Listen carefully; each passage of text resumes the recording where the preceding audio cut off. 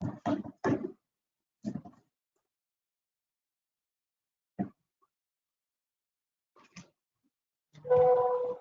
morning, good afternoon, and good evening, everyone. Thanks for joining us today. We will be starting our webinar today in just 1 minute. So please wait, and thanks again for joining.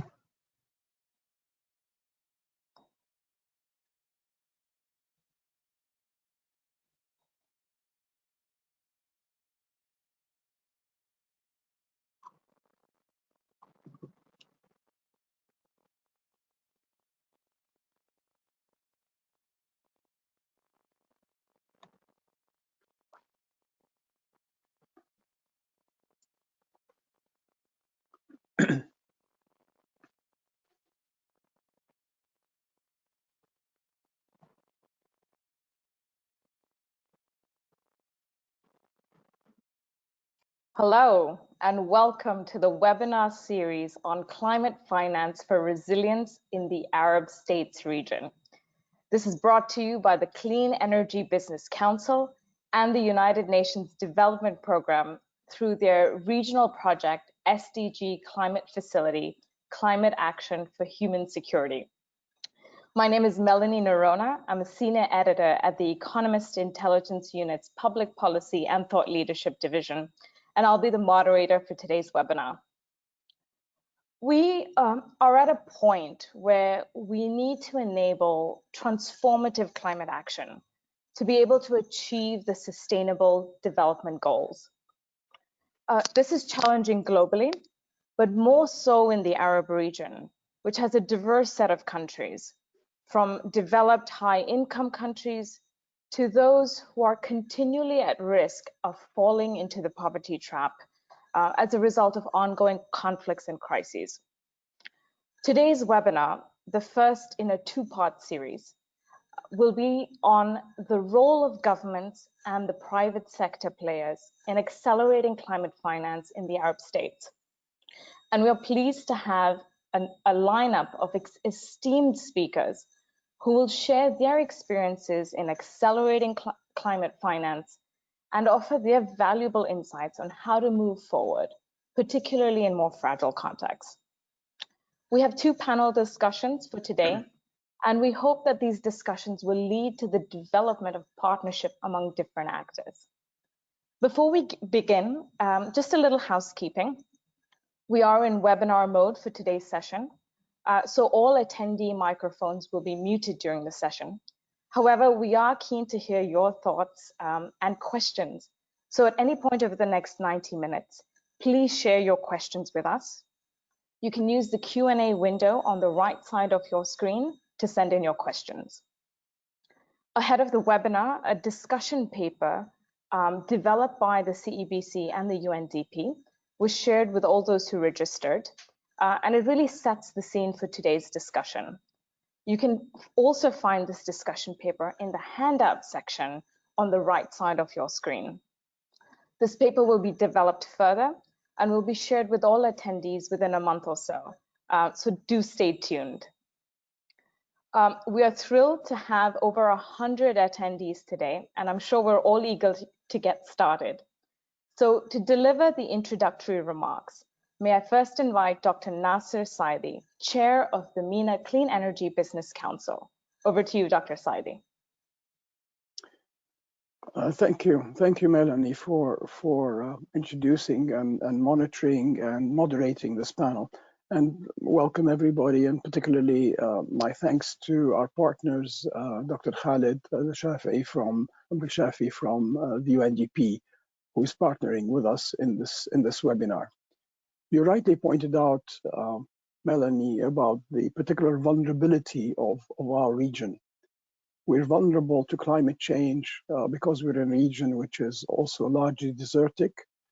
We don't have water resources. We also have a large fossil fuel reserves, and those fossil fuels maybe over time will become stranded assets. So maybe a lot of our wealth will no longer be there in a couple of decades. And finally, we are in a region where we have over 60% of the world's refugees. We have many countries in conflict. So climate change in this context is particularly daunting. It is a major existential threat for the MENA region. So that's the reason why we're wanting to talk about this topic. But also as a way of introduction, because we're talking about climate finance, I think I want to raise three issues, I think, which are important. The first one is that the markets are significantly underpricing climate-related risk. And that might change, but at the moment, the markets are not really adequately pricing the risk of climate and how it affects our banks and financial institutions, our activities, and our economies. That's one issue. Second, climate risk is not being factored into the pricing of capital and its allocation and the allocation of capital. That'll have to change. In other words, banks and financial institutions over time, with the help of governments and central banks, but also with the private sector, will have to learn about pricing climate risk and how it affects capital and investments. The third aspect, which is critical and which is why we need to play a role, is that the financial sector so far and the markets are significantly underpricing the potential benefits of the green economy, of going green, and the benefits of green investments and climate risk mitigation. So there's a great deal of work that needs to be done to inform investors and people and businesses and the private sector generally about the benefits of the green economy. So I think those are three major issues that we need to be addressing in this webinar and other webinars to come in our action. So I'm hoping that the CEBC, UNDP, and other bodies will be able to shed some light on that. But allow me a little bit, for those who are participating in this webinar online, just to introduce a couple of words about the CEBC. It's a Clean Energy Business Council for the MENA region. So if we could just move through quickly these couple of slides. It's a not-for-profit membership organization. It's an NGO focused on the MENA region. The idea behind it really is to have a proper dialogue between the public and private sectors. If you're going to be resolving climate-related issues, you have to have this partnership at all levels.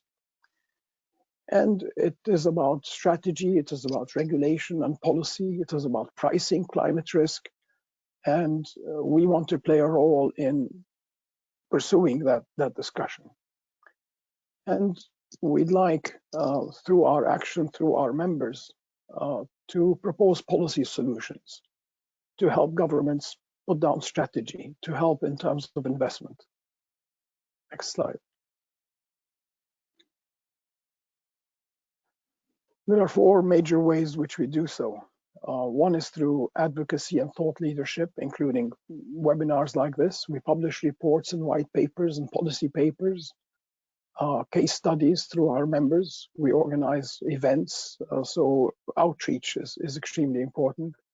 And then our aim is really to build partnerships, both at local, in particular countries, regional, as well as international, and with various organizations, for example, with UNDP. Next.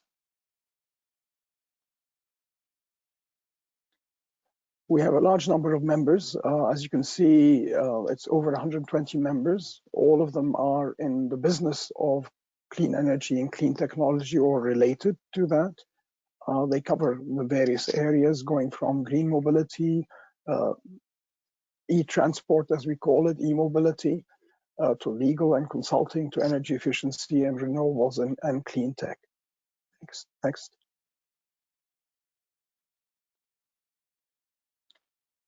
We also have partners, so these go wider than just members in our organizations. They help us spread the message. We work with them. They range all the way from the IFC to IRENA to Bloomberg to a large number of players across the region.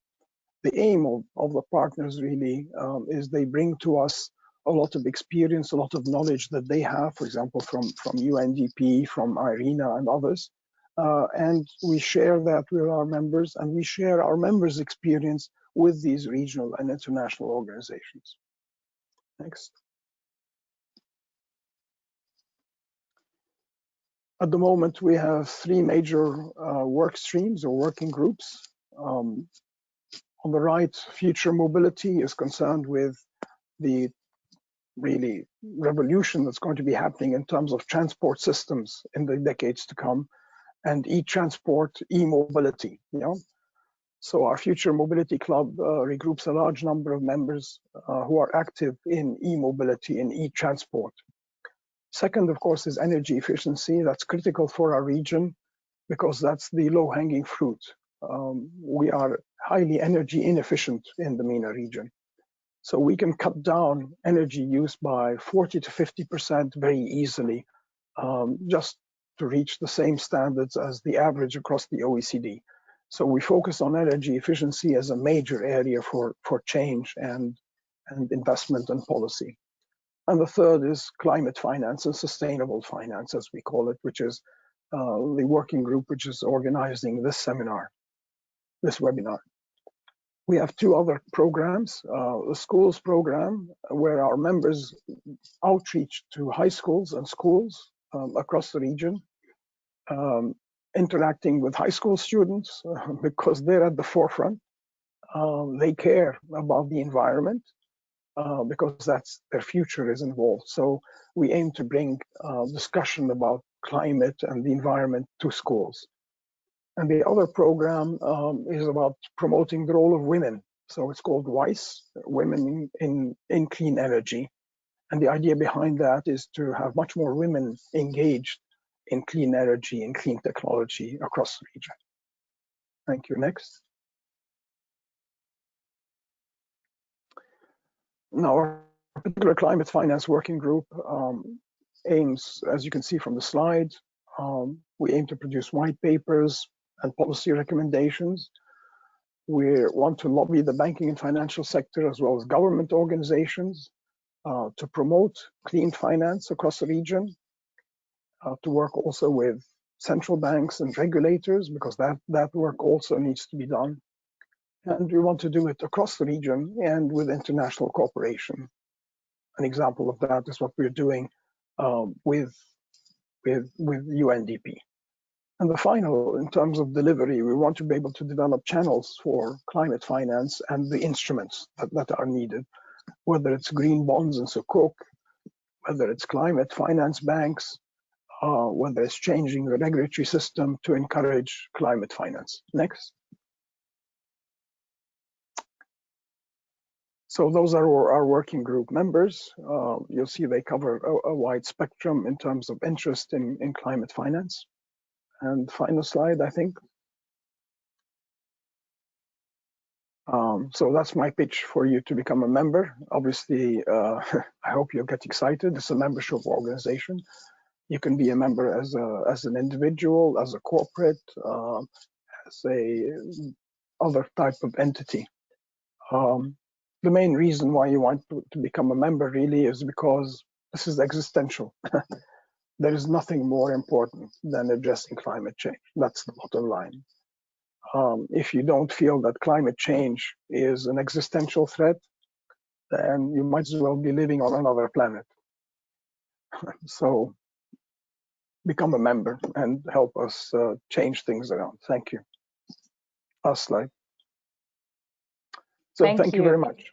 I hope I didn't take too much time, but a couple of important messages, I think, to get us going. Thank you. Thank you. Thank you so much, Dr. Saidi.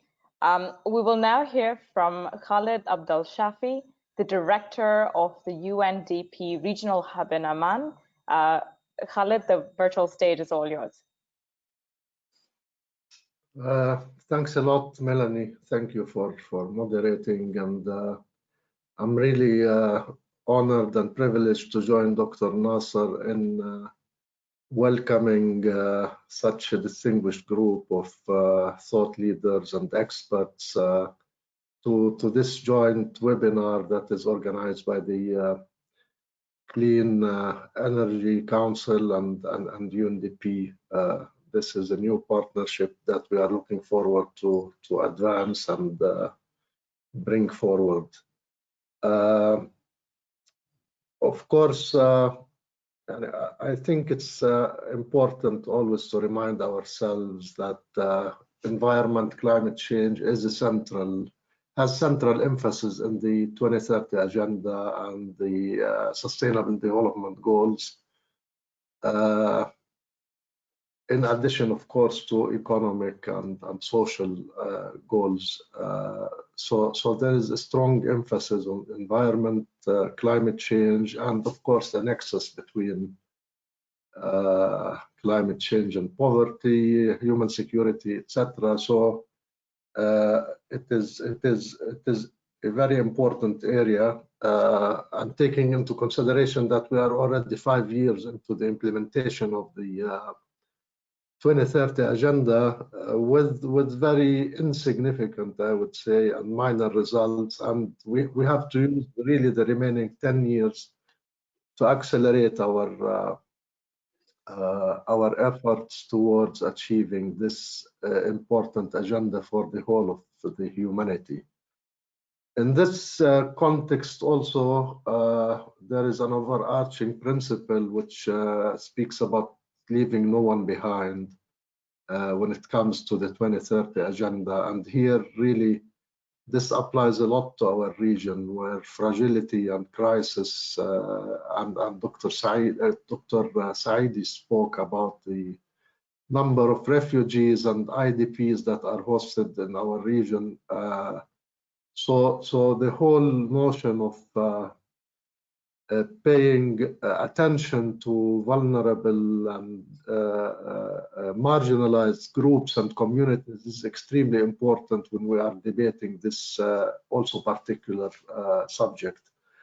And I happen to be in Lebanon, addressing you from Lebanon, where I've been here for the past 3 weeks, helping the UN to develop its response to the latest catastrophe that adds to other catastrophes that happened in Lebanon in the past year.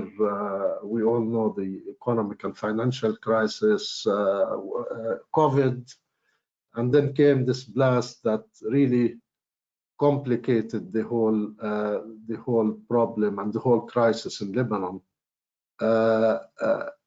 Lebanon would be an important example really of whether we want to use this tragedy, as an opportunity to build back better, to build back greener, or not.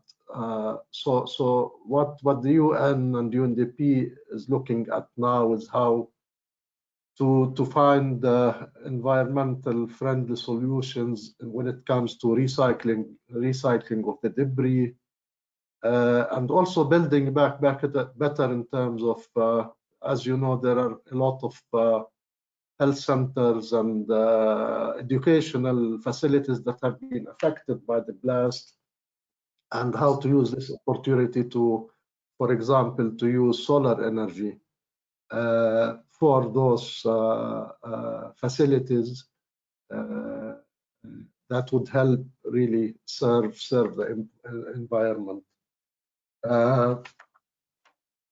A few words about UNDP. Of course, you all know that UNDP is the development agency of the United Nations system. When it comes to environment and climate, we have really a large portfolio. We have the biggest portfolio within the UN. In this region, we have around $500 million of portfolio in this region. Of course, this goes hand in hand with our other investments in governance, gender-related issue, inclusive growth, etc. Of course, the complexity of the subject we are discussing today requires a wide range of partnerships. Like all the SDGs in general, I mean, the goal 17 of the SDGs speaks about the importance of partnership and the importance of financing for SDGs. And here we have the whole issue of financing for for environment, and for that we have this regional initiative within UNDP, which is the SDG Climate Facility,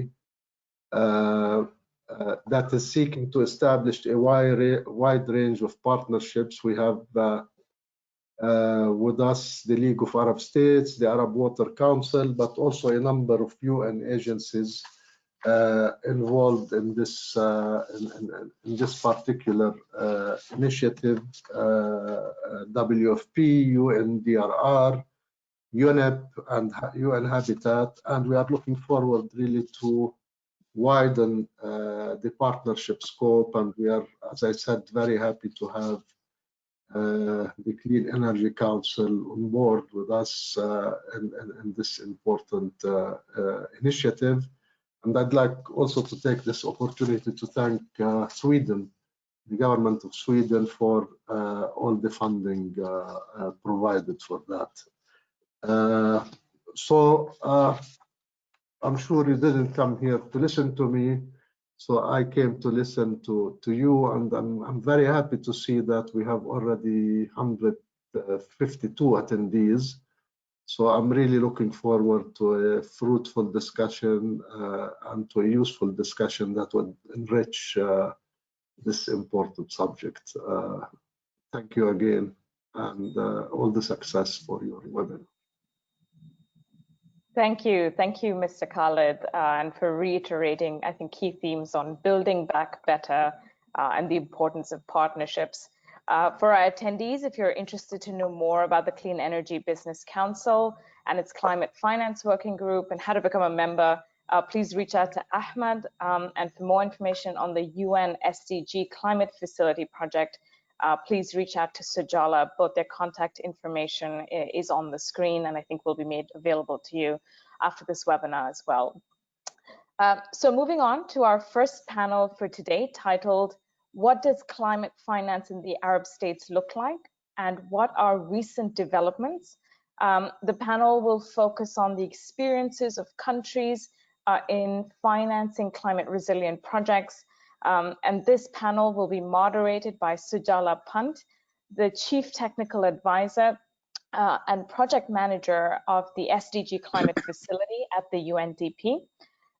Among our panelists today, we have Dustin Shin, the Regional Climate Change Specialist at UNDP, Leah Kai, Project Manager from the Ministry of Environment in Lebanon, Abdussalam Abdullahi, Project Coordinator at the Ministry of Energy and Water Resources in Somalia, and Razmi Hamza, Executive Director at the Jordan Renewable Energy and Energy Efficiency Fund.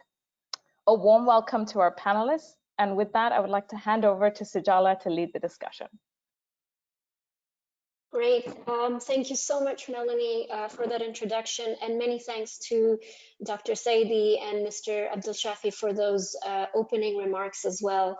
Good afternoon to all. I'm very happy to have the opportunity to moderate this first session with our very experienced and diverse set of panelists today. As mentioned by Melanie, this session will give us a glimpse of the various initiatives that public institutions have taken in using climate finance towards development needs and objectives. Through the various examples that we'll hear today, we will come to understand the different considerations that the public sector takes into account when prioritizing public investments, projects, and programs. What are those considerations? How can they benefit the most vulnerable communities? As Khalid mentioned in his opening, leaving no one behind is really a guiding principle for a lot of the work that we are doing, and in the way support and partnerships are taken forward at the country level. And what's the role of the private sector in this regard?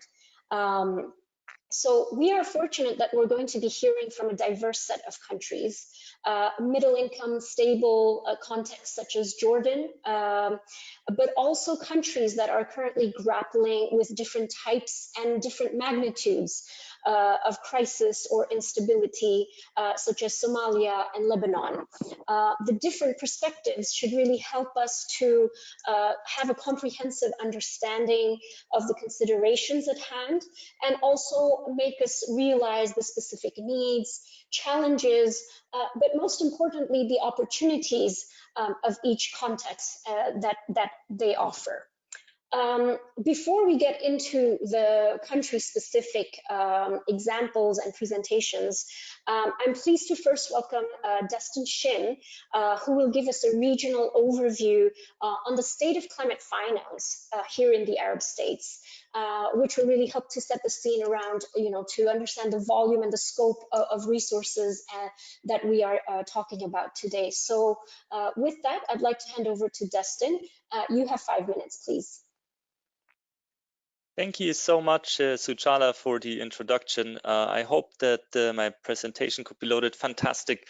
My name is Dustin, and I'm looking forward to provide you with an overview of climate finance flows globally and in the Arab states to really set the stage for the discussion on case studies and then to delve into details of individual countries later on. Next slide, please. So it's always good to set out with a definition. What are we actually talking about? What is climate finance? There are a number of different definitions out there, but the one I find most appropriate is from UNFCCC, which says that climate finance is local, national, or transnational financing drawn from public, private, or alternative sources of financing that seeks to support mitigation and adaptation actions that will address climate change. And you see a few pictures here, including some of the impacts like desertification. In Sudan, you see some sea level rise, increased storm surges, which are related to climate impacts, as well as resilient livelihoods at the bottom as an approach to addressing the impacts of climate change, all the way to utilizing renewable energy and solar power in particular to combat greenhouse gas emissions and mitigate climate change. Next. Now, when we talk about the Arab states, though, there is a particular challenge here due to multi-dimensional fragility challenges that are existing already, even without adding climate change on top. And you can see that baseline threats in this region especially include water stress and overexploitation of natural resources. There is desertification, ecosystem degradation, even without climate change, as well as malnutrition and rising levels of poverty. Now, select climate change impacts on top of those baseline threats include longer and more frequent droughts, more frequent heat waves and dust storms. We have increasing water scarcity, sea level rise threatening urban areas as well as coastlines, as well as impacts on subsistence and rain-fed agriculture and food security being critical in many countries in this region. Altogether, by 2030, most of the world's poor will, in fact, live in fragile and crisis contexts shaped by converging drivers of climate displacement and conflict. Now, that's the negative part. On the other hand, climate action, if utilized wisely, can help countries to prevent crisis from emerging in the first place and also assist communities to recover and build back better. Next. On the opportunities that are offered by addressing climate change, there are a number of opportunities for sustainable development in particular, as well as human security, something that we are working on a daily basis. But first of all, to mention that there is an abundant energy potential that can be utilized in this region due to the region having among the highest concentration of of solar radiation, even though only 7% of the power in the region currently comes from renewable energy. So there is this discrepancy between the highest level of solar radiation but very low utilization currently that can be utilized to combat climate change going forward. And the benefits of renewable energy, especially for human security, include, for instance, just a few in those bullet points here: solar-powered water purification for clean drinking water. There are solar PV hydro pumps for irrigation. You can see one of them on the pictures here. There is enhanced electricity access for schools and health clinics in remote areas or in areas where there's no reliable electricity access otherwise. And even if it's just to reduce electricity costs and the reliance on fossil fuels, then renewable energy can also lead to increased savings and community resilience of vulnerable communities, which in turn helps them to better cope with the impacts of climate change in the long term. On top of that, there are employment opportunities usually offered by local decentralized renewable energy solutions, which often are not offered by the fossil fuel alternatives. So a number of benefits for sustainable development and in particular human security for fragile conflict affected states that can be taken advantage of if we work together to support renewable energy. Next.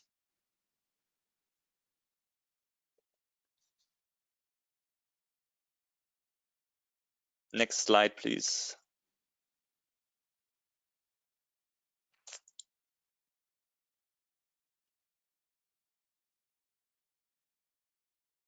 In terms of the, okay, that was a few too many. If you could go back, please, to the one that had the graph on it with the global finance flows.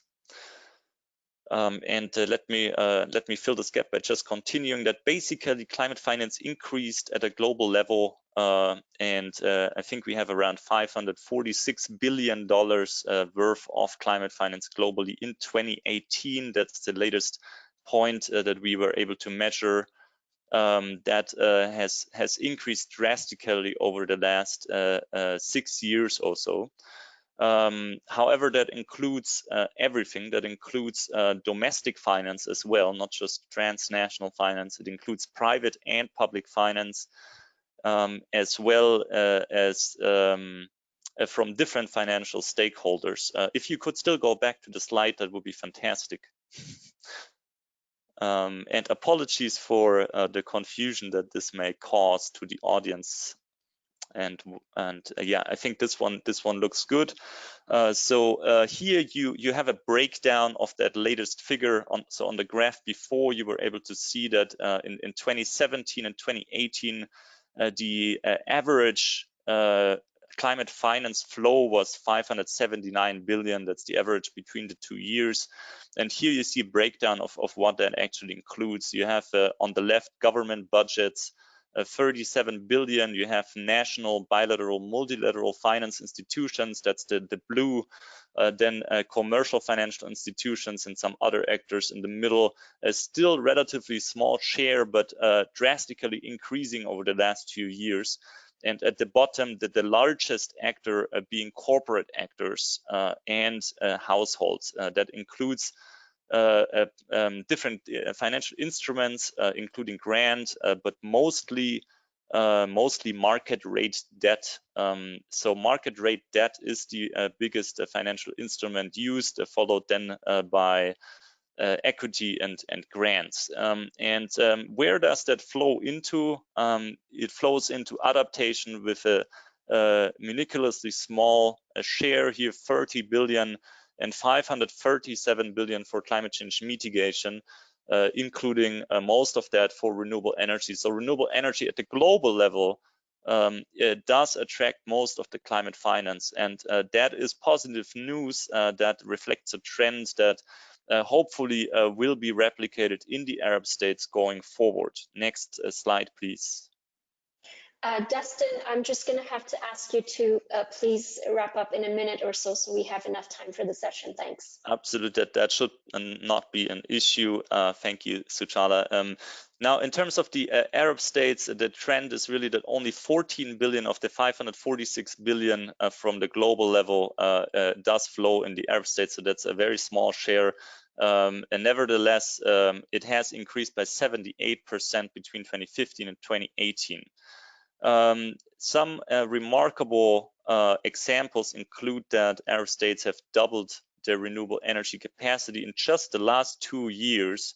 And the ambitions for renewable energy capacity, as reflected in national policies and plans in the Arab states, have increased from 6.2 gigawatts in 2019 to an envisaged 190 gigawatts by 2035.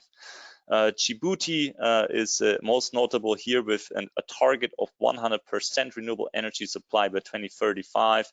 Yemen, another interesting example, as it imported $2 billion worth of solar panels and batteries since this crisis erupted, mostly due, however, to a dysfunctional grid and destroyed energy supply, more so than active policies and financial incentives. Nevertheless, what it does tell us is that renewable energy can be tailored to crisis context, to fragile crisis context, and help the most vulnerable in situations where there are no other energy supply opportunities. Now, what can we do to bridge this gap between that ambition and the available finance? Next slide, please. That should be the second to last. Here are a number of key barriers, and those are included in the draft paper that has been circulated as well. So with your permission, I will skip them. However, I would encourage you to have a look at the draft paper and also share any feedback you may have with us by email. There are a number of barriers that need to be overcome in order to attract more mainstream financial actors to support climate finance in the Arab states. Here are the public sector organizations, again, a myriad of different organizations and actors involved, each one of them with their niche related to climate finance. But most importantly is the private sector finance in order to really catalyze the trillions of dollars needed to change development pathways into low carbon and low emission and climate resilient development. And the last slide, if you could change one more, please, is UNDP signature programs that UNDP is offering to support countries really to achieve their adaptation mitigation goals. We have a portfolio of over $500 million in grant financing in this region on food security, water security, climate information, early warning, coastal protection, ecosystem-based adaptation, as well as clean energy, clean and affordable energy, energy efficiency. We have a cities program and ecosystem-based mitigation, including a forestry and REDD+. So thank you for your attention, and apologies for taking probably a minute too much, and I'll hand it back over to Sujala. Thanks so much. Thank you very much, Dustin, for helping us understand the breadth of what climate finance covers in terms of the different types of interventions, but also really a key highlight that the proportion of climate finance, or what can be labeled as climate finance, coming into the region is very small compared to the overall volume. And if you further scale that down to countries in crisis, I think the picture becomes even less positive in that way. But let's move straight on to Ms. Leah Kai, who will talk us through the experience of Lebanon, so really sort of driving down to country specificities. Leah, please tell us, with multiple layers of risk and crises in Lebanon, where does climate finance come in? How do you use it as the right entry point? And Leah, I would ask, because I've had the benefit of exchanging some views with you, if we could really focus on the latter part of your presentation to also make use of the limited time that we have. Thank you, and over to you. Thank you, Sujala. Good afternoon, everyone. Thank you for having me on this on such a distinguished panel. And thanks, Dustin, for a very clear overview of climate finance. Just to outline my presentation, my intervention, I will be just sharing some experiences from Lebanon on how, during the past, climate finance was used to serve not just climate action, but also other development goals, and how climate finance was also used or channeled, and how climate action was mainstreamed into crisis response plans that we were facing since 2011. And finally, how Lebanon plans to benefit from climate finance in order to further increase resilience and prepare its response and recovery strategy post 2020. Next. So just some of the stories and experiences of how we have used climate finance to serve other development goals. I'll go through the most famous climate finance donors, like for example the Global Environmental Facility.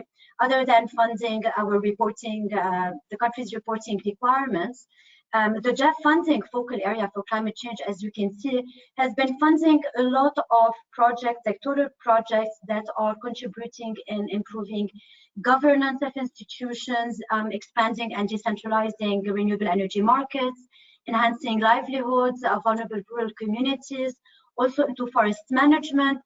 So, which all these projects, in addition to meeting SDG number 13, are also accelerating the implementation of other sustainable development goals, as you can see them here on the slides. Next. Even under the adaptation fund, most of the activities are also geared to improving, to ensuring food security, improving water and irrigation management, setting up early warning system, and mostly targeted to vulnerable communities and marginalized communities. Then also linking climate action to poverty reduction and community resilience. And there's a project that has been submitted not long ago to the adaptation fund, which actually just merges everything together. It's the Hello? increasing resilience. Can you hear me? Hello? Yeah. Mr. Last, and now we are in the middle of the webinar, so your turn in the next one. Thank you. Thank you. So it's about increasing the resilience of both displaced and vulnerable communities to climate change for water. So it's a very good example of how all these the crises are merged. Next. Even the European Union had a very big climate portfolio in Lebanon, and it has worked a lot with the private sector and non-state actors to directly support municipalities, so not just the central government, but the private sector and municipalities. And for example, they have been very supportive in establishing the Lebanon Climate Act, which is the UNDP initiative in Lebanon, that is a network of the prominent Lebanese businesses that committed themselves to climate action, just like the NASCA platform or the Women Business platform. Next. Also, international financial institutions have had their share in channeling climate finance to the private sector, namely through providing green bonds, like, for example, the IFC and the EBRD, and establishing financing facilities like the EBRD and EIB facilities to support climate-friendly investments and boost the green economy. So it's climate finance that is being geared and targeting not just one sector, not just one community, but the society and the government as a whole. Next. And even the government, actually, by joining the NGC partnership in 2019, we have supported the government as UNDP in pitching the government plans, the sectoral plans and policies into climate finance by preparing this table that shows that, you know, all the plans of the government, they not only hit SDG 13, but they also hit SDG 8 and 11 and 7. And most importantly, the SDG 17, that is partnership, which means that the government plans are already taking into account this integrated system, and is building partnership with multilateral agencies and with the private sector. Next. So after the Syrian crisis in 2011, and after the inflow of around 1.5 million Syrian displaced in Lebanon, climate finance started to be geared also to serve host communities that were already living in very challenging environments. And a good example is the Energy for Crisis Recovery that UNDP launched, which actually plans to build this nexus between humanitarian and development work through sustainable energy and through providing the energy needs to host communities to reduce the broader risk. And this was actually implemented in Lebanon by a project called CEDRO, and that has been supporting the government in both recovery and development phases since 2007. Next. And just a nice success story that I would like to share with you all. So this CEDRO project is a very good example of how, projects start as recovery. So CEDRO started as a recovery program after the Israeli war in 2006. And then it completely moved into greening reconstruction, supporting energy reform, economic development, now working with the private sector, investing in innovation and entrepreneurship. So I think this, the CEDRO example is something that now we are looking to learn from for this next phase in Lebanon post-2020. Next. And then came 2020, the year of all crises. So there's a funny quote that I found. So there's a 2020 for the whole world, and there's a whole level of 2020 for Lebanon. So compounded crisis situation. We have 4 different crises, as Khaled already introduced. So the 4 crises, whether it was the civil unrest, the COVID, the Beirut blast, and the economic crisis, it's just impacted the national levels of poverty and inequality to a really significant number. And we are talking about 7 to 8 billion USD, so almost 30% of our GDP just in loss and damage. So next, so some people talk about opportunities, and this usually it's not well received here. A crisis cannot be an opportunity. So I would say maybe this is our last chance to do things right. Maybe we can push moving from crisis management to really recovery.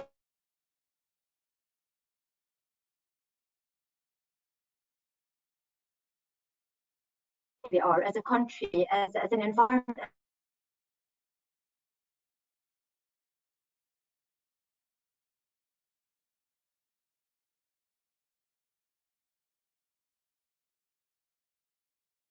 Leah, you seem to be frozen.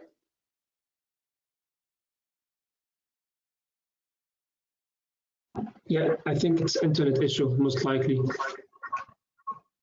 Okay, let's give her a few seconds. I do think this was her last slide, really sort of talking about moving from crisis to longer term recovery through some of these entry points that she's been talking about.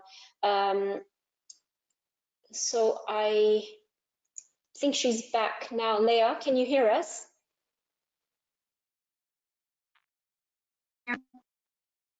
We lost you about 30 seconds or so ago. So if you could maybe just give us half a minute to wrap up the slide and your presentation, that would be great. Sure, I must add to it how bad of an internet connection we have. So yes, so we are vulnerable. We are centralized, and especially the vulnerability of the health sector. So really, we are now in Lebanon, we are trying to ask ourselves, now we want to benefit from climate finance. Now we want to link climate finance to co-benefits. We want to call the international climate finance community to link our climate initiatives with the economic recovery. And this is where we are today. Next. We have started, it's really new, so we have started very shyly. Already, for example, the Council for Development and Reconstruction has requested officially from the NGC partnership, which is a climate change platform, an economic advisor for post-COVID-19 green recovery program, which is something that we hope to get, and that we hope that it will push for a green recovery. Also, the Green Climate Fund through our readiness program project that we are implementing at the Ministry of Environment are also providing assistance for a post-recovery. So how can we do a country program under crisis? How we can integrate COVID response, Beirut blast response in our climate change portfolio. Next. Yeah, if you could please wrap up in 30 seconds, please. Thank you. So this is actually my last slide. And also, we are now, the government have asked the UN family. So us as UNDP, we are we are building the program for the recovery of the Beirut blast, but not just the recovery. So you have actions directly after the blast, waste management response, disaster risk, but also that goes into the recovery phase, restore their green cover, support hospitals, mainstream climate-friendly design into the reconstruction of the port, of the public infrastructure, and not just there, but also the big reconstruction phase. I think we know from experience now that the decision that we will take today will shape the country for decades. And we learned this from experience, unfortunately. And the depths of this crisis mean that the policy steps that will be taken now are likely to have lasting effects on the economy and on the Lebanese society. I wouldn't say this is an opportunity. I would say maybe this is our last chance to make it right, to reconstruct for the 5th time. And maybe this time it would be in an environmentally friendly and a climate friendly manner. To be up to date with everything that is happening around the globe. Thank you very much. Thank you very much, Leah, for also bringing us to an ongoing crisis, and not something that we've sort of dealt with and have moved on from, but really something that's going on currently. Now, I would like to move straight on to Mr. Abdisalam Abdullahi, who's going to share his views from and experiences from Somalia. So over to you, Abdisalam. You have 7 minutes for your presentation. Thank you.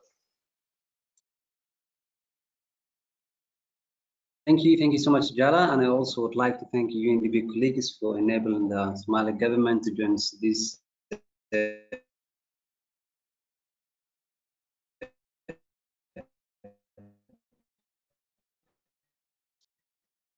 We cannot hear you. Sorry, everyone, for this technical glitch. It's probably the connection on the other side. Abdisalam.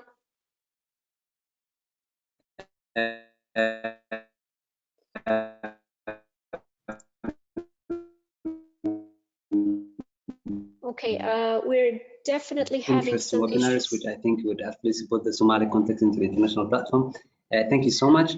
My presentation is hello. Hear you now. Please go ahead. Oh, thank you so much. Thank you. My apologies. I think I'm having an internet problem. So my name is Abdisalam. I am working with the Ministry of Energy and Water Resources, Federal Government of Somalia, where I coordinate World Bank energy projects and also the development partners' interventions in Somalia with regard to the energy sector. Can we please move to the next slide?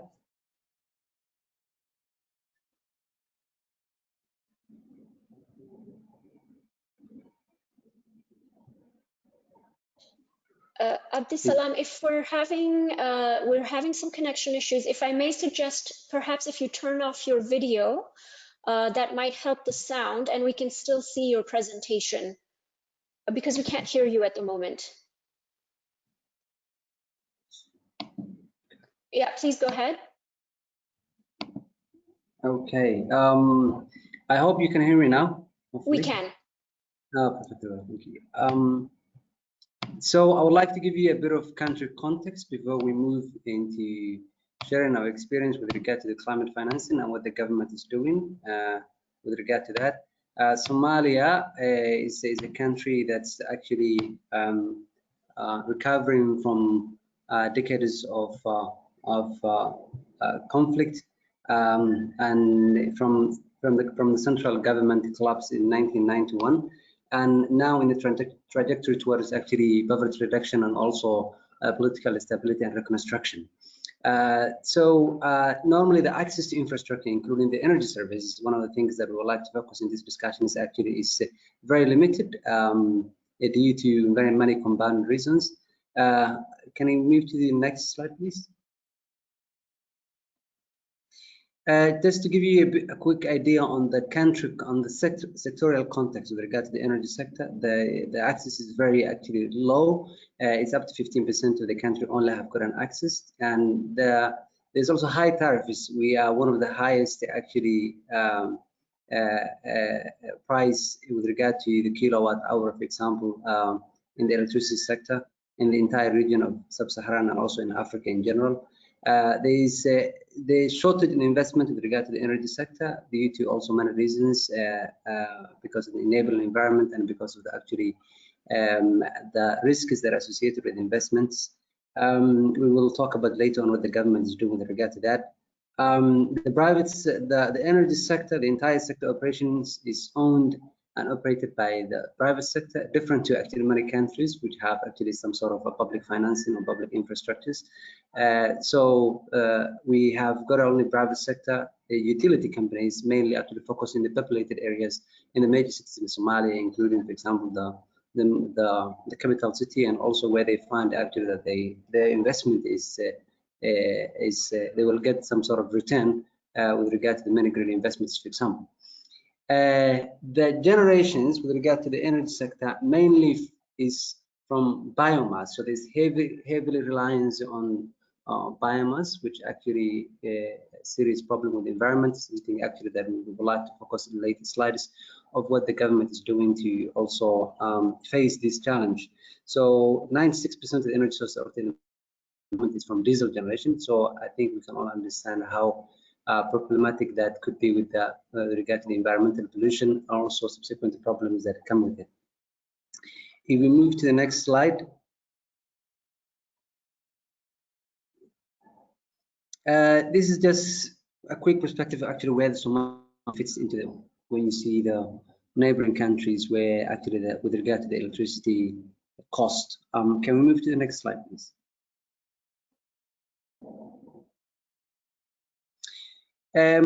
So what the government is doing with regard to the climate finance, and I would like to actually to give you a few basic examples of what we are doing to the private sector, which we have mentioned actually that the major companies actually who provide electricity service to the Somali citizens mainly focus in the major populated cities. So focusing on the theme that the entire, I think, discussion is all about, leaving no one behind. What we are trying to find out what happens to those people who live outside the major cities, people who poor households, for example, and small businesses in the area that's not necessarily that cannot afford to connect to the current electricity service, since it's very expensive. What happened to the households and businesses maybe that are not necessarily in the area sufficiently very close to be economically connected to the grid? And what happens also to the nomadic actually pastoralists who live whose livelihood do not necessarily lend themselves to a fixed electricity connection? So, focusing on these, the government have come up with an idea to incentivize the private sector to bring solar practice and lighting solutions to these communities through solar grant facilities. So what the facility is actually doing is that enabling the private sector to go and invest in these areas where they are actually provided, where we have got also interventions with demand and supply side interventions. The private sector will be provided with seed and result-based financing to make sure that they provide quality products for example, Lighting Global certified products, solar solutions to the people who live in the rural areas. We are also giving them, what we find out is that there's a very low consumer awareness with regard to solar products. People are not necessarily educated about the opportunities that come with solar energy systems. So we are assisting them, consumers, to make also an informed decisions when they're purchasing these solar-related products. Educate them about the solar products, the sizes, the quality of the different products, how they choose, how they can maintain. Perhaps that, for example, if we have got a standalone solar system for in their house. So these interventions is what mainly we are doing through this solar grant facility to enable the private sector access the potential customers beyond the major cities that who live in the rural areas. In the enabling environment, for example, the government have got a power master plan in place, which is 20 years power development plan, mainly focused on providing electricity to all Somalis, specifically those people who live actually in rural areas. We've got a policy and regulatory tools that are also focused again on renewable energy products and also decarbonizing the current diesel generations in the country.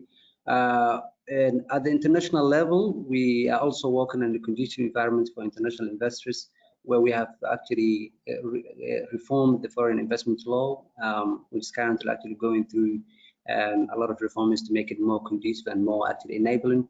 The country recently established investment of foreign investment promotion agency, which is going to work on bringing more investment specifically into the energy sector and also into the green production of energy, since Somalia actually have the dependency of solar.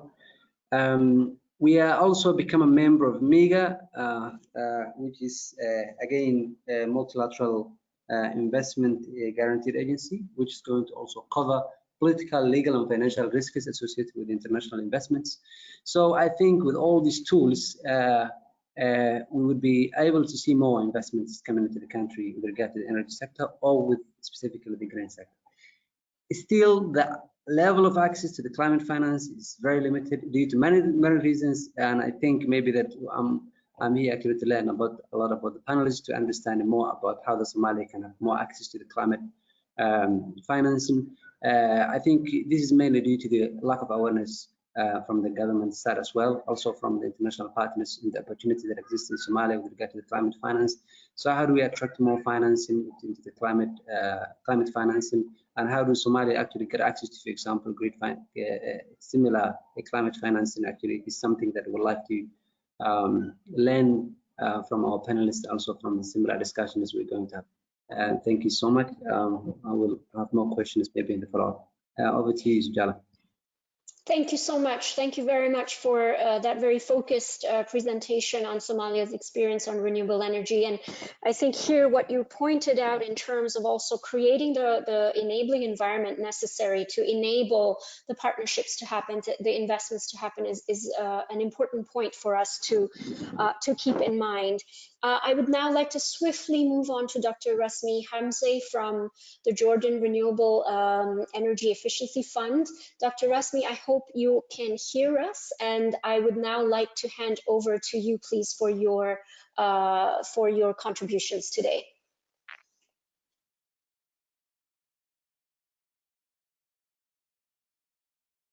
Dr. Rasmi, you might be muted.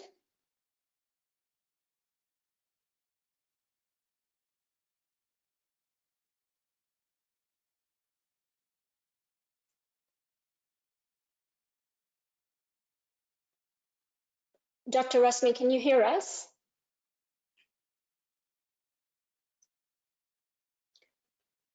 So it seems we're having... Hello? Oh, yes. Dr. Rasmi, please go ahead. Hi, Sujala. The floor is yours. Please go ahead. Oh, hi. Can you hear me? I can hear you very well. Very good. Good evening, everybody. I'm glad to be on board with you for this evening discussion. This is great to have also our participants from Lebanon to Somalia and from EU. This is an important opportunity to share knowledge, ideas about SDGs and how we are going to achieve our goals and objectives for our communities, for our people in the Arab world mainly.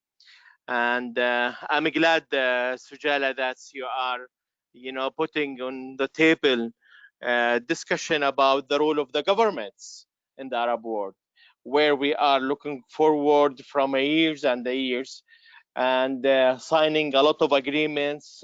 Finally, Paris Agreement being on board, and I'm glad that the Arab world joining this this agreement as well. But actually, we still seeing little actions related to this. So the governments in the Arab world still have a lot of, of needs of actions to do regarding achieving SDGs goals. It's not a matter of just electricity. It's not a matter of just energy. It's a matter of actually a clean environment, clean water, as well as equal opportunities for the people, men and women, as well as working regarding our environmental challenges. Climate change is a fact, and nobody can now deny what's happening, in the past few years with the climate change issues and the impact of the climate change. And even in Jordan, in the last 2 or 3 years, we've been seeing flooding actually, and snowstorms, unexpected snowstorms in different unexpected times as well, either early in the winter or late with the spring. And this is happening now in our region, and this is fact. So that what we need is really that the governments in the Arab world really have to be committed to a very clear agenda, very clear strategies, green economic strategies, and to have a very supported and well connected with the private sector and financing windows in order to ensure that the financing for the green economy and green activities is available. And if we can take a look actually in the Arab world map, reacting to the climate change issue in the past, for example, 5 years, we can see a lot. UAE doing well, Jordan doing well, Morocco doing well, but Saudi Arabia lately joined. This is a good news, but we still need a lot of work. Lebanon, by the way, they did excellent job in the past years, but unfortunately, what happening 2 months, the last month actually, been very sad. No, this month, beginning of this month actually, been very sad for us, and needs a lot of work to recover.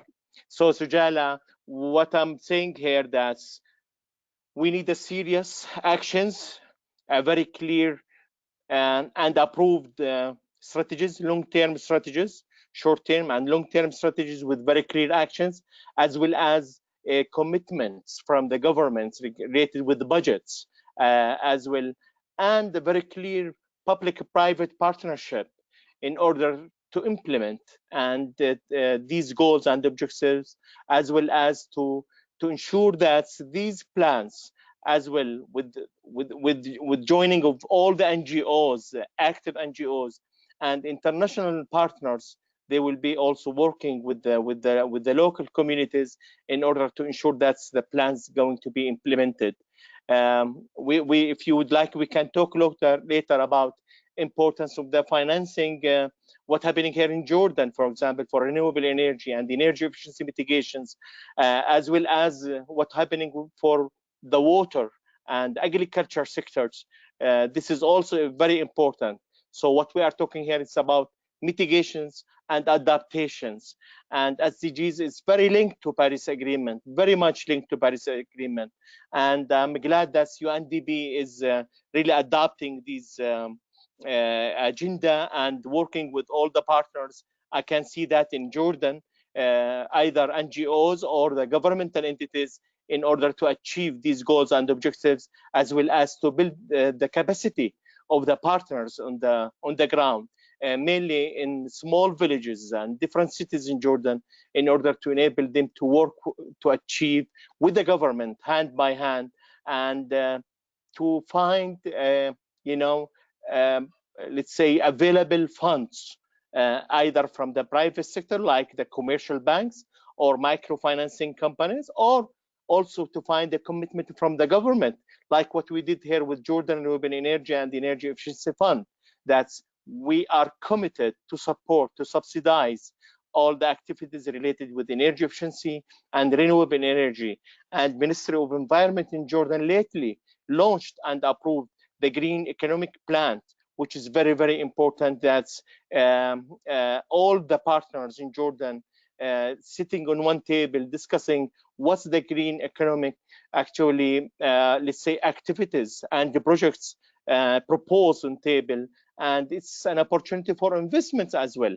So glad that's also Jordan with the connected, very much connected with the international funds like Green JCF and Adaptation Fund, all the UN institutions, as well as we are very happy about the help and support of our partners with the European Union, whom they are supporting Jordan in yearly basis to implement the projects related with the electricity, water, as well as capacity building for the sector. The same also for the USAID. They are supporting Jordan with this, and there is a specific projects actually handling all the SDGs issues, or some of it at least, and working with Jordan regarding the climate change issue and the capacity building with the sector. So I would be glad if you would like to share Jordan's experience mainly with the specific actions later with our colleagues on board. So I will be happy to do that. Sujala. Wonderful. Thank you very much, Dr. Razmi, for that very crisp presentation of the various consideration that one has to take when we're talking about the private sector, but also the private sector isn't a homogeneous entity.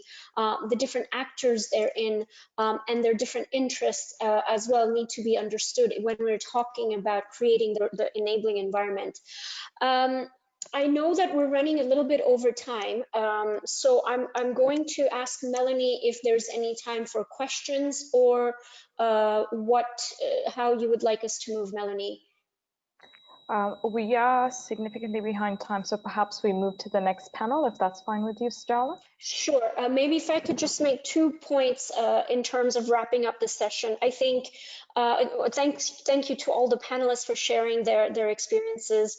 My key takeaways from here are that we are talking about the coherence of different agendas. We're talking about the coherence of the humanitarian and development streams of work, which are traditionally separate and not necessarily always talking to each other, and how we can use climate change and also renewable energy as the entry points to help bridge that disconnect that sometimes exists. And the role of partnerships, obviously, despite the large volumes of finance that we referred to at the beginning, there is a huge gap, and there's no way that the public sector, whether it's international or domestic, can help meet that gap, and the role of the private sector therefore becomes increasingly important. But most importantly, I think we are talking about a narrative of opportunities, whether in crisis or more stable countries, the opportunities are there. We just need to be able to grasp them and identify the successful entry points. So I'll end there, and with my apologies for the delay in the time, please, Melanie, over to you. Thank you very much, Sujala, and thank you for summarizing the key takeaways of that session. And I think your comments are a perfect segue into a discussion on the private sector. So to keep those discussions going and delve further into the private sector experience, we have our second panel today on opportunities, barriers, and perceived risks in accelerating private climate finance in the Arab states. Our moderator for this session is Dr. Wadha Ghanam, Senior Director of Sustainability, Operational and Business Excellence at ENOC. And joining her will be our esteemed panelists, Christopher Cantelmi, Principal Infrastructure Investment at the International Finance Corporation, Rajat Nanda, Acting Chief Investment Officer and Chief Portfolio Management Officer at Aqua Power, and Oliver Phillips, a member of Standard Chartered Bank's Middle East Sustainable Finance team. Over to you, Dr. Wada, to lead the discussions for the second panel.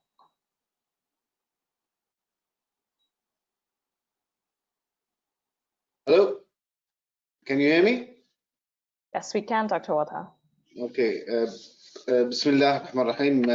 Good afternoon, ladies and gentlemen, and welcome to this webinar. It's a pleasure for me to have been asked to moderate this very interesting panel. I know that we don't have much time, so I'm going to have to ask my fellow panelists to be very brief. This session, we're going to be talking about the opportunities and the barriers and the perceived risks in accelerating the private climate finance in the Arab states. We have three panelists, and maybe I could just start with just a minute introduction regarding, Dr. Nasser at the beginning spoke about, the three issues about the large existential risk of the environment. But he also spoke about the massive opportunities for both public and sort of private institutions in this space, and he spoke about the underpricing of stuff related to the green economy. So I think today we're going to be touching on a few issues very quickly with the three panelists with regards to looking at ESG, looking at opportunities in green financing.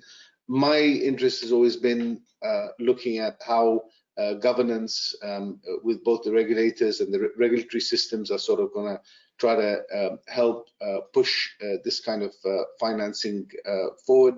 We already see some incentives coming in with certain, but I think as will the panelists will talk about, we're still far from being mature in terms of those sort of green markets. In terms of, I know one of the panelists will be talking about the concept of blended finance and bring in the ideas from the conventional and the green finance together. Innovation and the leveraging of technology. A lot of this has been spoken about in the last 6 months because of COVID-19 and how we can invest in that. And if there was any one good thing that ever came out of COVID-19, I think it was the fact that the environment got a break from human activities. So we can look at that. Building, I think, capacity and competency in different areas of sustainable development in the Arab world, I think, is going to be something which is very critical, especially if we see how this is going to develop and progress in the future. So I think this is an area that will need also a lot of focus on in terms of investment. And lastly, I just want to say, given that I work with the sort of the conventionals, mainly oil and gas, that the energy transition is focused on reducing emissions and creating a more sustainable sort of future towards a zero carbon solutions. But I think that this transition is going to take time for us to go from one side to the other. I mean, I think the trick is to do this as fast as possible, because we already see some irreversible damage that has already been created. Hopefully, also COVID-19 taught us that even in the short term, there has been within 1 to 2 months of lockdown, quite a bit of recovery as well in the environment. So we need to be positive about the future. And with that, I'd like to introduce our first speaker. I think he has a few slides, if you can put them up. This is Mr. Rajat Nanda. He's the Acting Chief Investment Officer and Chief Portfolio Management Officer with Aqua Power. And he has responsibility for global growth, bringing together the multi-locational and multi-functional skills of business development, acquisitions, and divestiture, and legal, corporate, and project finance. So over to you, Mr. Rajat. You have, given that we have very limited time, you have 5 minutes, please, if you can make this presentation. Thank you very much. Thank you, Dr. Wada, for the lovely introduction to this panel discussion. I would also like to thank the organizers for having all of us for this particular session. So recognizing that time is short, I will not spend much time on the slides, and I will try to make this much discussion points and walk my fellow panelists as also the audience through a couple of points that I would just like to bring out in the context of sustainable development and green financing. The first point that I would like to put on the table is that for us as a company, if I can just ask for the next slides to come in. Yeah, so just from an aqua power perspective, which is significantly into renewable energy in the wider footprint of the MENA region, we do recognize that the sector we work in plays a very important role in achieving the sustainable development goals. Now, with our work, we are progressing towards the UN's SDG goals, and we continue to support our host nations in their advancements on the global goals. Now, having set this base in the context of what we as Aqua Power are doing, I think it is important now to take a little bit of a macro perspective and realize that today we have to recognize that sustainability and green financing are becoming much more of mainstream.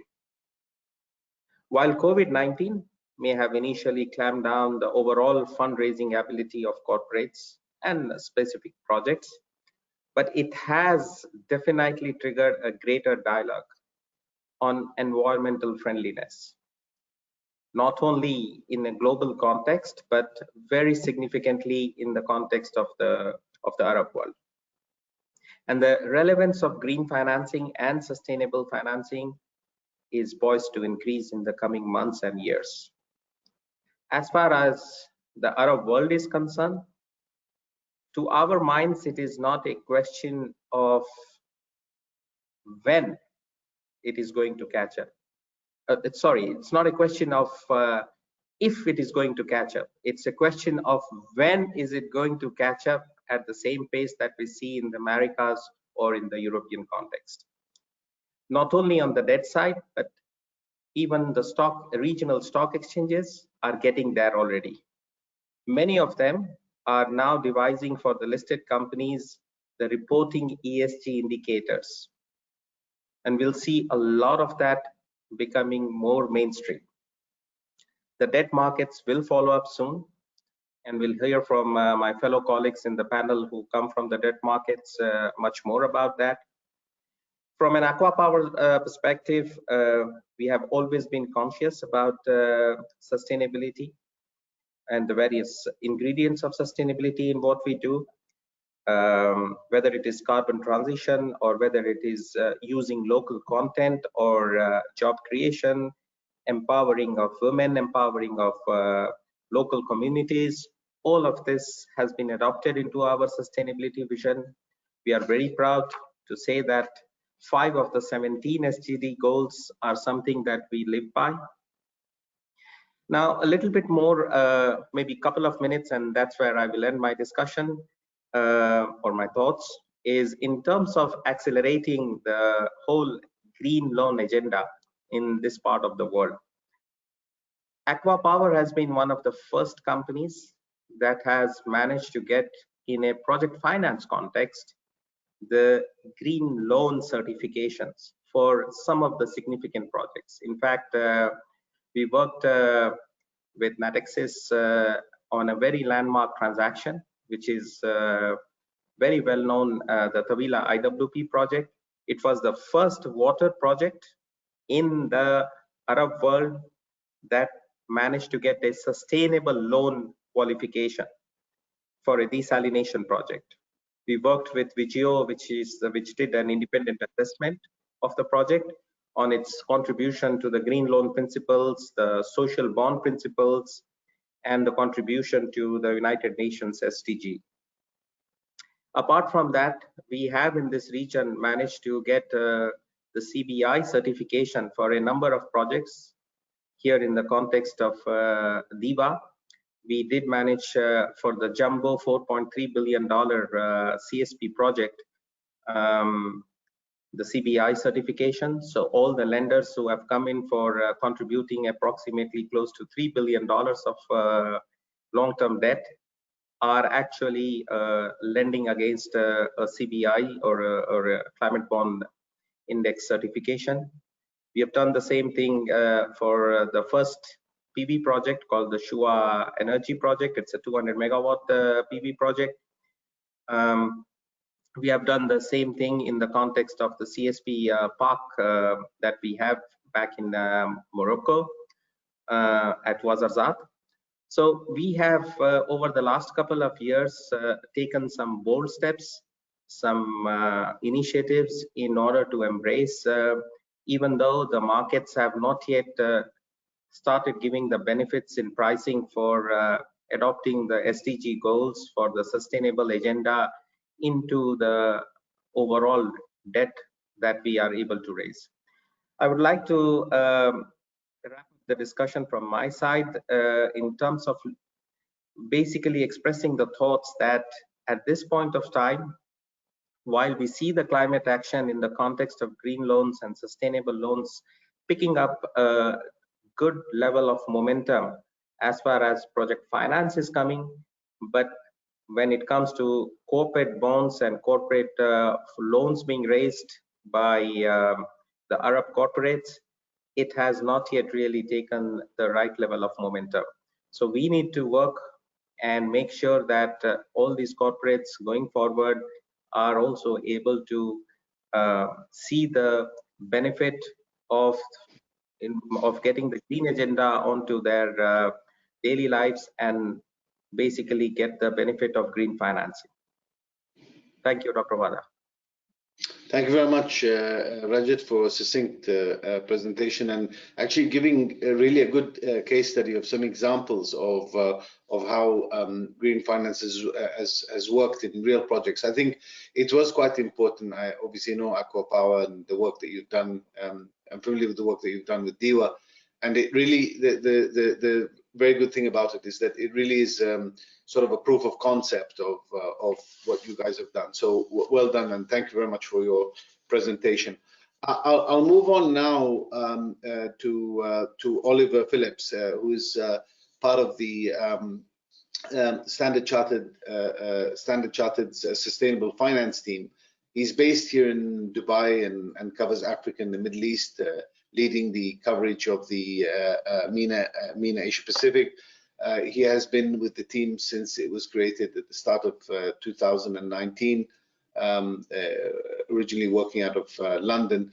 I know Oliver, and I had the pleasure of also working with him in the Dubai Sustainable Finance Working Group, which was convened by the DFM and the DIFC. To try to really accelerate, incubate and accelerate the sort of sustainable finance in Dubai and the wider region. So welcome, Oliver, over to you. You've got 5 minutes. Thank you. Well, thank you, Dr. Wada, and thank you obviously to the CEBC for organising this and to all my fellow panelists today. I mean, there's been a lot of very lively discussions, some great insights that have been shared. I think, as Dr. Wada said when he started off this panel, COVID-19 has been a circuit breaker for the global economy. But despite the challenges that we're experiencing, the sustainable finance agenda has remained strong, both when you look at what the general public is looking into, what governments are looking into, and what the private sector is looking into, which is what we're sort of representing here today. At Standard Chartered, we see a huge opportunity for climate finance, particularly in the region and the other emerging markets we operate in. So we've committed that by 2025 we'll have financed $35 billion of renewables and clean tech and $40 billion of sustainable infrastructure, and that includes green buildings and low carbon transport, which I think are very important sort of other areas of climate finance to consider. Now, obviously, when we talk climate finance, the thing that comes to mind is renewables. And the region is particularly well placed for renewables, and it will come to no surprise to anyone here that obviously solar is kind of one of the leading technologies. And we've been very lucky to work with some great partners like Rajit and Aqua across the region on projects such as phase 4 of the Mohammed bin Rashid Solar Park, or the recently closed Ibri Solar Plant in Amman. And the right environment is in place in the region for these for renewables to continue. And you've seen targets set by governments, not just the larger markets like the UAE and Saudi Arabia, but also smaller markets. Amman and Lebanon, for example, are also starting to set these targets. But what is critical is that we need to work out how we can ensure that these government targets are actually met, because this won't happen unless the private sector is able to accelerate the flow of funds towards these things. We need to make sure that sustainable finance is going towards green buildings, energy efficiency, renewables, low carbon transport, in order to meet the Paris Agreement and the SDGs. And crucially, it needs to go to where it matters most. So I like to look at it as this: another wind farm in Denmark doesn't really move the needle in the fight against climate change. But if we can build a solar plant in Amman or Jordan, that's got the potential to have much greater impact. And in fact, if you look at the SDGs, there are estimates that they are 90% financed in developed markets, but closer to 50% in emerging markets. And if you go towards Africa, less than 10% of the financing is there. So how do we actually go about meeting those goals? Now, I could talk for hours and hours and hours on this, but I only have a couple of minutes. So I'm going to pick on a few things that I think are critical. One of them is how to make investments and financing for the private sector more attractive, so that it can be actually used commercially at scale. And one of those key areas to do that is through blended finance, where you bring together commercial capital from banks like Standard Chartered with development capital, for example, the IFC. And this can be used for all sorts of sustainable finance and all sorts of finance in general, but particularly for sustainable finance, it has a key role to play. We are one of the largest commercial providers of blended finance. And we do this, as we said, is a great way to actually commercialize these investments. So you take things like guarantees and technical assistance, introduce that into the structure, and particularly in emerging markets, it makes transactions more more attractive, essentially. But it's also important that we make sure that sustainable finance deals stand up to scrutiny and aren't accused of greenwashing, because one of the worst things we can do is start undermining a lot of the good work that is done. So we are strong advocates of complying with international best practice, making sure that, for example, on the corporate level, you're making transparent disclosures, for example, using the TCFD framework as a way to do so. Another way, and this is one that we work with a lot of our clients on by helping them to write these, is by putting in place sustainable finance frameworks. So these clearly lay out what as a company you view as sustainable, and how internally you kind of manage some of the key processes where actually you control a lot of those risks that can kind of lead to allegations of greenwashing. And this sort of presents a concise document that can be presented to the public that makes things very clear, and you can then use that to go to the debt markets and issue kind of sustainable bonds and sustainable debt, which is obviously key to driving sustainable finance further. Now, while these kind of things tackle some of the risks and challenges, we also need to think about how we can actually meet that opportunity. So we clearly need to continue to innovate. We launched our sustainable deposit product last year and have already taken in over $2 billion. Funds placed with that go towards financing SDGs in emerging markets. And this has been a great way of making capital flow from developed markets to emerging markets, which is, as I've already said, where it matters most.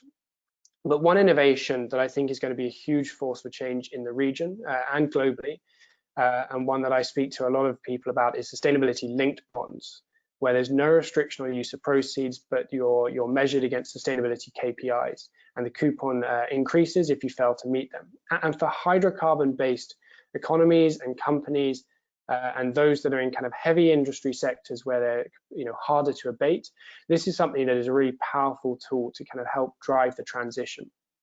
Because we do need to be pragmatic. We do need to recognize it's not always possible to jump straight from brown to green, and that actually it is just as crucial to become as green as possible with the technology that you have. Now, for the oil and gas sector, as Dr. Wada will know very well, the technology is certainly there to make a big difference. For example, reducing flaring is something that a lot of oil companies are already committed to be, if not zero flaring, but significantly reduced. And flaring is a huge source of emissions. It's also incredibly wasteful. The amount of gas flared each year would be enough to provide electricity to the entirety of the African continent, which is a staggering figure. Carbon capture is also emerging as a powerful technology for the sector, and I think is going to become more attractive, particularly as people start to properly price in the externality of carbon dioxide and of carbon emissions. And that's something that Dr. Saidi mentioned earlier, that people are slowly starting to actually price in climate risk, but there's still a long way to go. We've already seen in the region the likes of Aramco and ADNOC with flagship projects that show that this can work.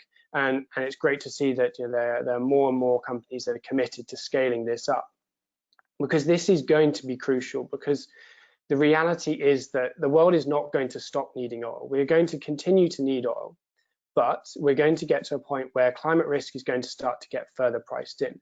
And it's interesting that we saw earlier in the year where there were some asset devaluations that the international oil companies announced as a result of the oil price declining. But if you listen to the messaging around it, there was a lot of talk about it's unlikely that these valuations are going to be remarked up. The devaluation wasn't going to necessarily recover, because they're starting to realize that climate risk is pushing us in a way that is irreversible. And so it's crucial, particularly for oil and gas companies, to focus on how much you can reduce emissions upstream to start off with, and then continuing to focus downstream, looking at those scope 3 emissions, which are critical. And for banks like us, we have a crucial role to play in helping to offer those solutions and help kind of support that entire value chain.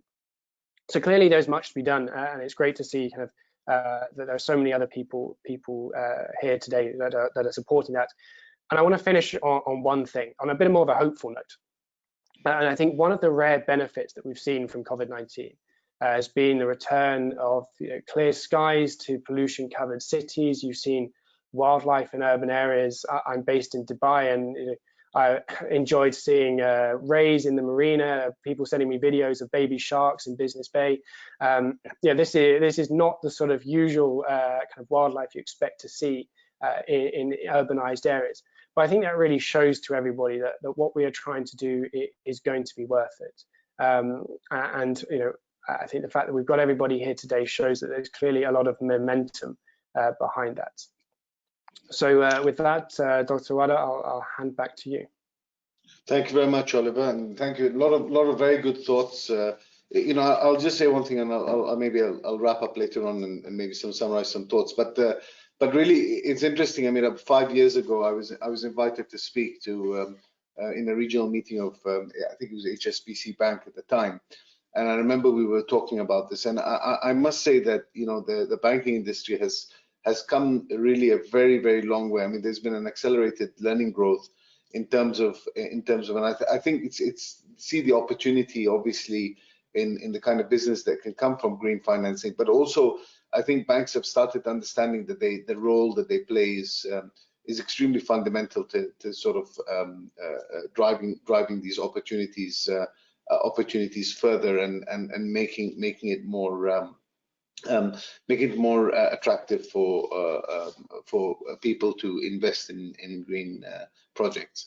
So lastly, I'd like to move on to Mr. Christopher Kantlemi, I hope I pronounced that correctly, Chris, is the Principal Infrastructure and Natural Resources at the IFC International Finance Corporation. He's based in Dubai, where he's responsible for the origination and execution of IFC debt and equity investments in the power, water, energy, and other essential infrastructure sectors throughout the MENA region. He's worked with various different organizations and various different projects. Has a quite wide experience, and has also served with Mubadala G Capital Venture and Morembi Corporation, also regional power development in the past. So welcome, Chris. You have the very difficult task of being the last one out, but we always say in Arabic, khitamuha misk, and it is sealed with musk. So please, over to you. Let's say about 5 minutes. Thank you.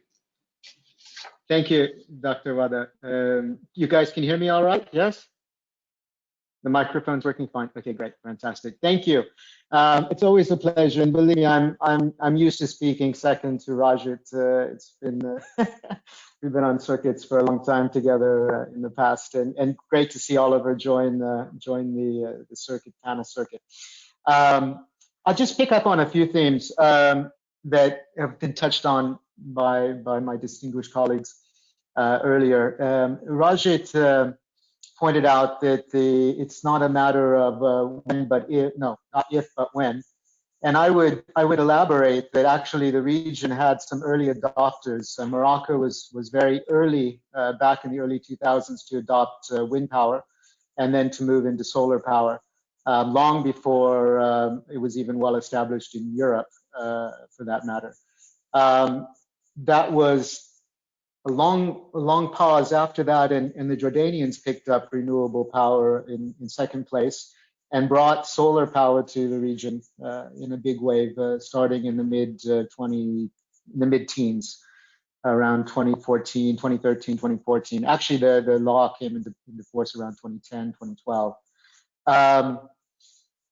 Where it then caught on in the GCC. Now, the GCC was a late adopter because they had very cheap oil and gas. And it took a while for them to realize that these hydrocarbons were best used in other ways. And actually, they had access to limitless renewable energy, particularly in solar. And that actually didn't happen until Rajat and other developers proved that the price of renewable energy was actually at grid parity, at even lower. One of the biggest evolutions in renewable energy is that it's now cheaper than conventional energy. It's particularly solar, daytime solar power. And this has been a big breakthrough, and it's mind-boggling when you see the changes in the tariffs from 2014 with the first solar feed-in tariffs in Jordan at 16.9 cents, US dollar cents, per kilowatt hour to, I don't even want to say what Rajat's offering now in Egypt, but let alone in the GCC, which has completely changed the dynamics of renewable energy. It's moved us into a completely different, almost mainstream, no, not almost, mainstream. Since I joined IFC in 2013, I think we've done from this Middle East MENA hub, we've done only one conventional power financing for Rajat in Jordan, the Zarqa project. But all the other power projects that we finance from our office hub in Dubai, which covers all of North Africa, the Middle East, and now the Horn of Africa, have been renewable energy projects, mainly solar, but some wind farms, particularly in Egypt and in Jordan.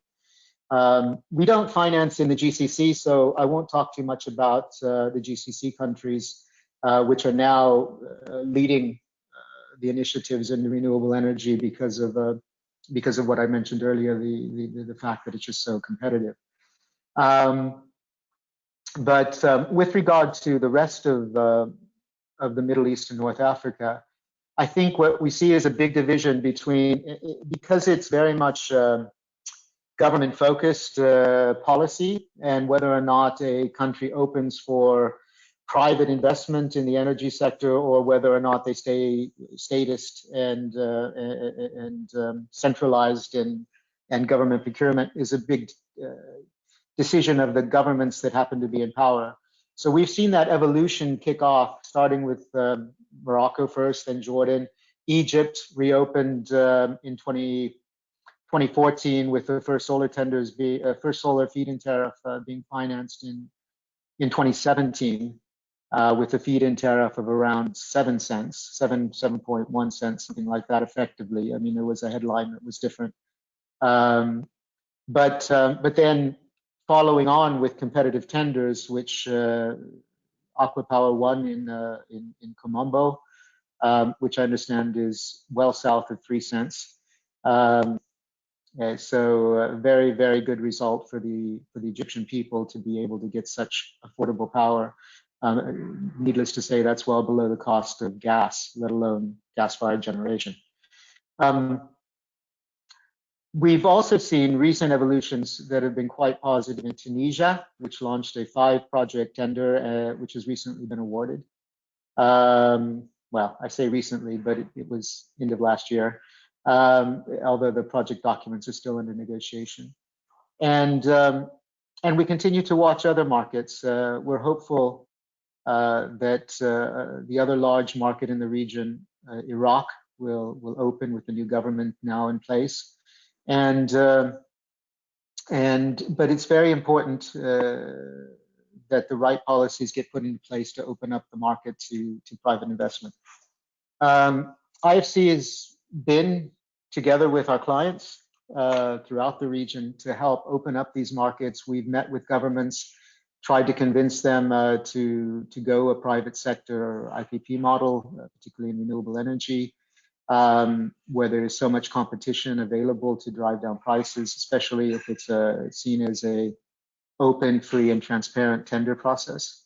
And we've also been supportive to our clients in raising the finance and debt that they need to support them when they do eventually win those transactions. We've also supported feed-in tariff structures, but usually that's used as a first-of-a-kind transaction in a country, which then leads to subsequent tendered rounds, as was done in Jordan and in Egypt. Not necessarily always, but important sometimes to build interest in a market that has been offline for quite a long time. Unfortunately, in the region, it's often a matter of where a country stands in its current cycle. I mean, the Arab Spring disrupted a lot of nation states in the region and delayed a lot of implementation. COVID is now disrupted further, so we see, we're waiting for countries like Lebanon to come back online and whatnot. We've also been there to support Palestine. We've financed one of the first solar plants in Gaza about a year ago. And we've also recently financed a subsequent 30-megawatt project that was being built and implemented on the rooftops of the schools across the West Bank from Masada. So there's quite a bit of room there. I just want to touch a little bit on Oliver's comment regarding blended finance and not give a rebuttal. It's a very powerful tool, which we'd like to obviously to implement, but because of the success in coming down in the dropping of conventional solar and wind tariffs, it has made it very difficult for us to procure future rounds of concessional finance from donors, because they just say, well, it's already grid competitive. Why do you need our subsidized money? And I think that we will be seeing going forward a reluctance. We already see a reluctance for concessional financing to blend with our own in established markets like Egypt and Tunisia, certainly in these markets. And probably these will be reserved for markets that are more difficult or broken or first of a kind. maybe in Iraq or Lebanon, where it's much more needed and harder to get the cost of capital down. Also, these pools of concessional financing will be reserved for more innovative technologies for battery storage in places where it's really not yet great competitive. So that's just one nuance that I would add to the optimism. We have used them in the past. We've seen it used in Tunisia. We've seen it used in Egypt. We've seen it used in Palestine. But it will be kind of phased out going forward for these mainstream, what do you want to call it? Plain vanilla types of solar projects and wind projects. There seems to be, unfortunately, a pushback for us using it for further subsidization on that area. So with that, I'll turn the floor back over to you, Dr. Wada. Okay, well, thank you very much, Christopher. I think really interesting thoughts. Obviously, we don't have time to get into a discussion. I just will try to summarize in a few in less than a minute what we've seen today. I think we had good discussion about the importance of sort of a POC on projects in the region, and we've spoken about projects. Obviously, the panelists have spoken about the projects in beyond this region in places like North Africa and in Jordan, etc. I think the point that Oliver also raised and was confirmed by Christopher is about the naturally good sort of region for renewables, especially on solar and maybe wind in places like Egypt, etc. But there needs to be that link with driving the SDGs. And I think I like the concept of, and if we had some more time, it would have been a good discussion point to talk about the capital flows from some markets to others in order to really drive this kind of development in other places. I'll park the issue of blended finance to help with the transition, but I think Chris raised a good point about it depends really on the market and where you have the cost of capital, which is perhaps the one of the barriers as we see this. One thing about the importance of the cost going down and becoming more competitive, I think one of the things is the cost parity and issues related to where we see even with the depressed oil market, with an oil price in the market today, the conventionals are really being competed against by the renewables. The renewable price has gone so much down that it's even in a depressed oil market, they're still competitive, right? One of the issues was that if the oil price goes down, then renewables will go out the window. That did not happen. There could have been a bit of a slowdown, but definitely didn't sort of didn't go out the window, right? I think the point that Chris raised in the end towards the importance of policy, and that's why I mentioned in my opening remarks about governance and talking about the regulators and the regulations and trying to open the market to becoming completely well. I mean, you never have a completely free market, but maybe a freer market in terms of managing this, because then it will sort of also bring in some investments from the private sector, driving the investments which are required in raising finance in places where you've got good returns on investment. And I think Oliver also, going back to what he said about the financing being 90% going to sort of developed markets and only about 10% going to really underdeveloped markets. I mean, such a huge disparity there, which we need to close. And I think we can close it by putting good governance policies and capital flow markets and stuff. Last point about governance, also very important point that also was raised about the compliance with the sort of the international standards through the recognized sustainable finance frameworks. And going back to also Aquapower and a lot of their they were very it was very important for them to get their financing also certified. So I'm afraid we didn't have time for a panel discussion. I'm sure it would have been good fun. I see that we've got now 94 people left from 150 people when we started. So it's been a good session. I've learned a lot. I hope all of you have enjoyed it. I want to thank my fellow panelists very much for their participation and for being again having the honor to have been invited in chairing this session. So back to you, Melanie. Thank you so much, Dr. Wada, and to our panelists, of course, for such valuable insights. I think truly today's both panels were truly enriching. I think, you know, from the beginning, we've understood that climate change is an existential threat and that we cannot address this alone, that partnerships are critical to really delivering on this and addressing this issue. And partnerships will be essential to accelerate climate finance, particularly. We saw a recurring theme of building back better, that there's an opportunity, not just post-pandemic, but post-crisis and post-conflict in some countries. There's definitely an abundant energy potential in this Arab region, and we've just scratched the surface of it, I think. But it's great to see from the case studies and the experiences from countries in this region. We can see that countries are starting to recognize the vast benefits of climate projects, not just in meeting energy goals, but in broader development goals as well. What Oliver said was powerful, that government targets won't be met if the private sector does not get involved. And we're seeing positive global trends in climate finance that I hope we can replicate here in the Arab region.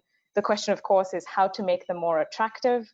All of us spoke about blended finance, and of course, it would been great to have a bit more of a debate on that, but we can see its utility. We heard also about sustainability-linked bonds. So really, I think we're seeing that sustainability and green financing is becoming more mainstream, and I think a greater recognition in the corporate sector of the benefits of a green agenda will be vital to accelerating this. Thank you so much. I think that brings us to the close of this session. It's great to see that we're still hovering around about 100 people. So thank you so much for your time and attention. Once again, thank you to the Clean Energy Business Council and the UNDP for organizing. A reminder that the second part of this webinar is in 2 days' time on the 2nd of September at 3 p.m. Amman time or 4 p.m. Dubai time. And this will delve deeper into different financing instruments for climate action. So we hope to see all of you there. Thank you once again, and wishing everyone a wonderful day.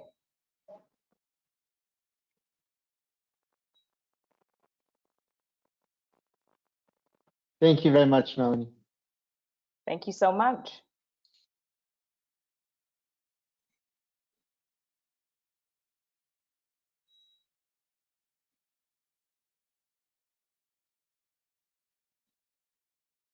Thanks, Chris. Thanks for the speakers who are still on the line. Thanks for the attendees who are still on the line as well.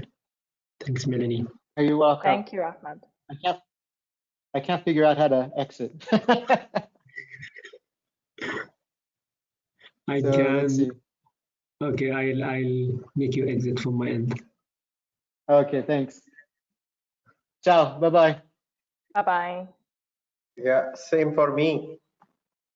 I'm struggling to exit. There's well, I think you could just close the box in the corner where it says quit. There's the X in the corner should do it. There we go. All okay, Ahmed? Yes. Great. I'll log off then and we can catch up offline. Sure. Okay, thank you. Thank you. Thanks, everyone. I'm closing this.